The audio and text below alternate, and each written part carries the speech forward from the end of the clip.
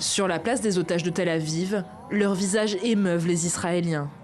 Cette nuit, les corps de Shlomo Mansour, Tsachi Idan, Itzik Elgarat et Ohad Yahalomi ont été remis à Tel Aviv dans le cadre d'un échange contre la libération de Palestiniens détenus par Israël.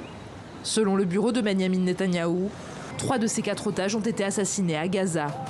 Cet homme est un ancien membre du kibbutz Nahal Oz, où 2 otages ont été enlevés, parmi lesquels Tsachi Idan. C'est un sentiment terrible et difficile, le sentiment d'avoir été abandonné. Tsachi a été abandonné et il aurait pu être sauvé. Lors du premier accord, ils auraient pu le sauver car il était relativement âgé. Ce matin est très triste. Nous avons récupéré 4 corps d'Israéliens innocents qui m'étaient enlevés chez eux, des personnes âgées, des pères de famille, et c'est bouleversant.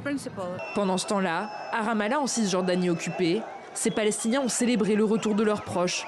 Comme près de 600 autres détenus, ils ont été délivrés par Israël cette nuit.